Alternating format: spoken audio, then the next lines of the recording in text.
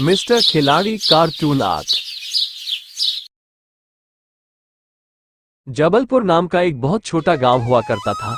वहां के लोग अपना गुजर बसर जंगल से लकड़ियां बेचकर किया करते थे।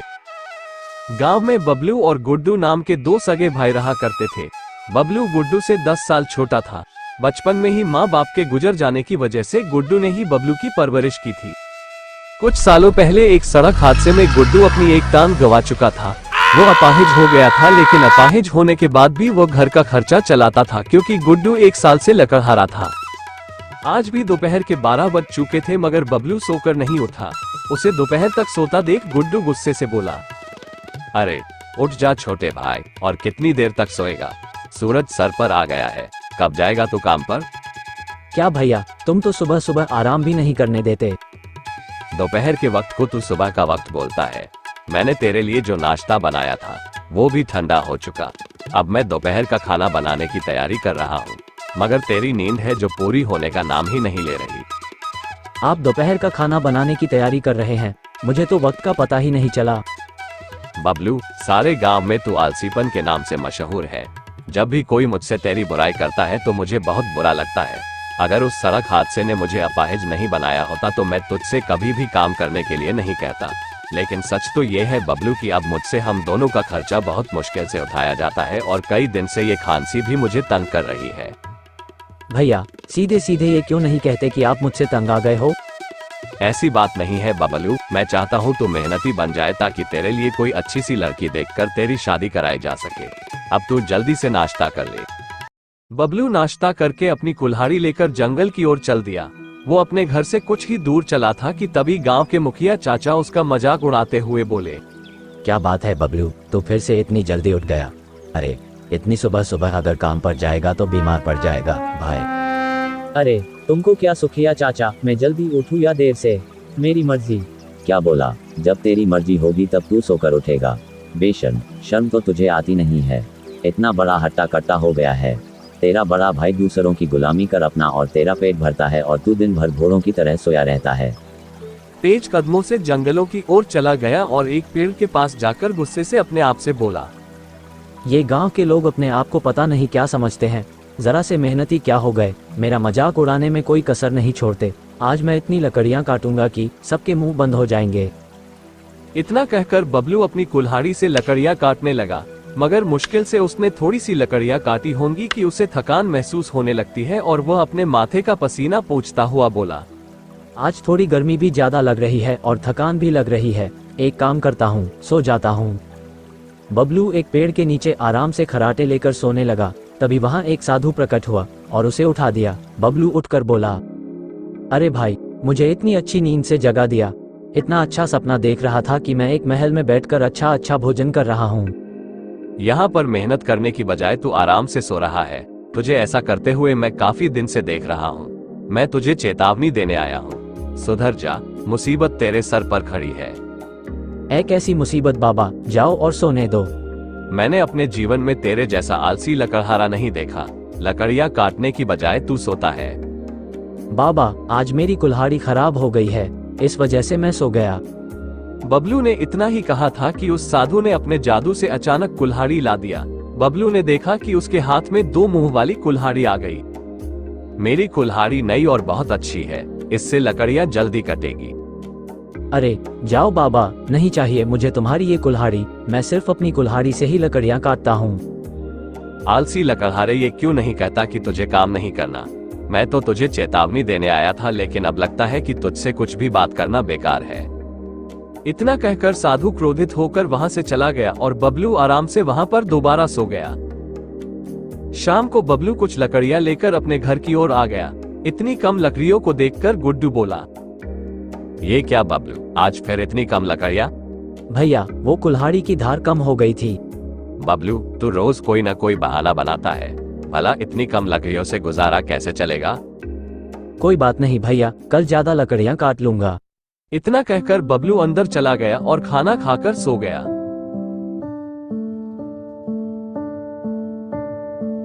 अगली रोज वो अपनी आदत के मुताबिक दोपहर में ही उठा और हमेशा की तरह पेड़ के नीचे जाकर सो गया। ऐसा कई दिन तक चलता रहा। सच तो ये है कि गुड्डू उसे समझा समझा कर तंग आ चुका था।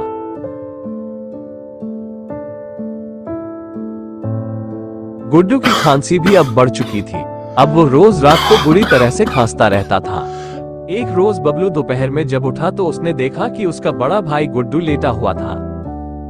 क्या भैया, आप मुझसे बोलते हो कि जल्दी नहीं उठते और आज आप खुद दोपहर तक लेटे हुए हो। आपने तो आज खाना तक नहीं बनाया, अब खाली पेट में काम पर कैसे जाऊंगा। गुड्डू उठकर बैठ गया। तभी गुड्डू को जोर जोर से खांसी होने लगी और खांसी के साथ गुड्डू के मुंह से खून भी आने लगा। भैया, आपको तो बहुत तेज बुखार भी है, आप चलिए मेरे साथ, मैं आपको अभी और इसी वक्त डॉक्टर के यहाँ ले चलता हूँ।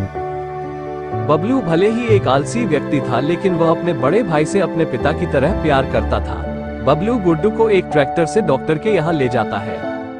डॉक्टर ने गुड्डू की पूरे शरीर की जांच पड़ताल की और बेहद गंभीर नजरों से बबलू की ओर देखकर बोला, गुड्डू की हालत सही नहीं है, उसके फेफड़े बहुत कमजोर हो चुके हैं, उसे इलाज की सख्त जरूरत है और इसके लिए हमें उसका ऑपरेशन करना पड़ेगा, तभी गुड्डू को आराम मिलेगा और वो ठीक हो पाएगा। उसके ऑपरेशन में 50,000 रुपए लगेंगे, तुम पैसे का इंतजाम कर लेना, हम ऑपरेशन नेक्स्ट वीक कर देंगे। 50,000 रुपए का नाम सुनकर बबलू बुरी तरह से घबरा गया, लेकिन उसने डॉक्टर को कुछ भी जाहिर होने नहीं दिया। उसके बाद बबलू गुड्डू को घर ले आया। अब उसे अपने आलसीपने पर बहुत गुस्सा आ रहा था। वो किसी भी कीमत पर अपने पिता जैसे बड़े भाई को खोना नहीं चाहता था।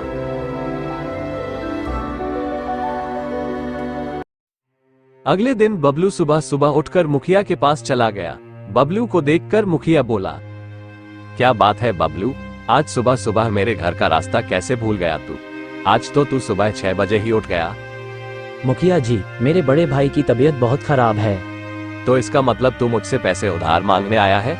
मुखिया जी, आपने बिल्कुल सही कहा, मुझे 50,000 रुपए की सख्त जरूरत है। उसके बदले आप मुझसे जो भी काम करवाओगे मैं मेहनत से करूंगा और जल्द से जल्द आपके पैसे कटवा दूंगा।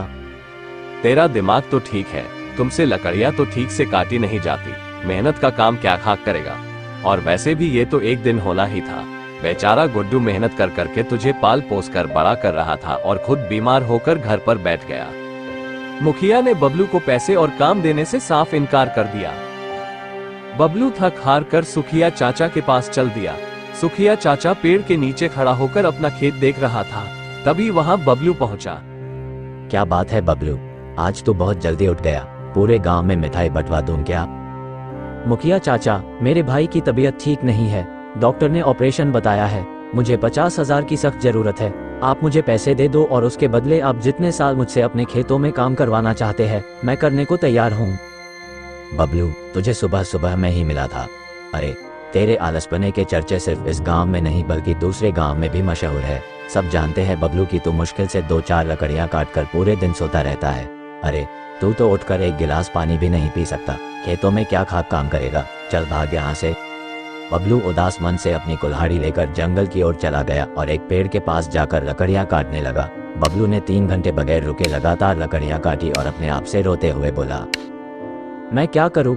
अगर मैं सारा दिन मेहनत से काम करता रहूं तब भी मैं 50,000 रुपए नहीं जोड़ पाऊंगा। मैं अपने भाई का ऑपरेशन कैसे करवा पाऊंगा? काश मैं आलसी नहीं होता तो आज मुझे किसी के सामने हाथ फैलाने की जरूरत नहीं पड़ती। भैया सही कहते थे कि मेरा ये आलसीपन मुझे एक दिन बहुत बड़ी मुसीबत में फंसाएगा।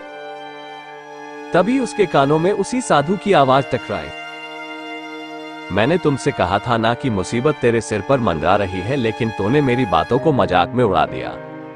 आपने सही कहा था बाबा, मैं वाकई बहुत बड़ी मुसीबत में फंस गया हूँ। मेरे भैया की तबीयत सही नहीं है, डॉक्टर ने 50,000 रुपए का इंतजाम करने को बोला है। मैंने हर गांव में हर किसी से मदद मांगी मगर सबने मेरी मदद करने से साफ इनकार कर दिया। इस दुनिया में कोई किसी की बेवजह मदद नहीं करता बबलू। उन्होंने तेरी मदद इस वजह से नहीं की क्योंकि तू एक आलसी व्यक्ति है। उनको डर है कि कहीं उनके पैसे फंस ना जाए। अब तू अगर किसी के सामने मेहनत की बात करेगा तो लोग तो तेरा मजाक उड़ाएंगे ना।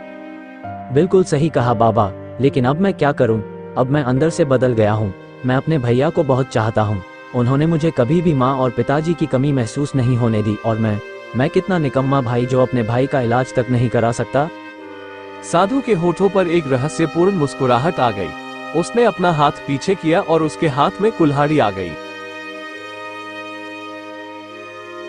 ये लो, इससे लकड़ियां काटो, फिर देखो क्या क्या करता है ये। इतना बोलकर साधु वहां से गायब हो गया और बबलू फिर से लकड़ी काटने लगा। देखते ही देखते कुछ ही समय में उसने एक पूरा पेड़ काट दिया। अब बबलू बहुत खुश था क्योंकि उसने बहुत कम समय में एक पेड़ काट दिया था। बबलू लकड़ी गांव ले जाकर बेच दिया और उसके बदले उसे अच्छे पैसे मिले। बबलू को उसी दिन 5,000 रुपए की बोनी हुई। बबलू खुश होकर अपने आप से बोला, ऐसे तो मैं कुछ दिन में ही 50,000 रुपए का इंतजाम कर लूंगा। अब कल से मैं और दुगना काम करूंगा ताकि मैं भैया का जल्द से जल्द ऑपरेशन कराकर उनका इलाज करा सकूं। अगले दिन बबलू सुबह 5 बजे ही जंगल पहुंच गया और सुबह सुबह ही पेड़ काटकर लकड़ियां काटना शुरू कर दिया। बबलू शाम तक लकड़ियां काटता रहा और उन लकड़ियों को बेच आया। उस दिन लकड़ियों की बिक्री 15,000 रुपए की हुई। 3-4 दिनों के अंदर ही बबलू के पास 50,000 रुपए आ गए।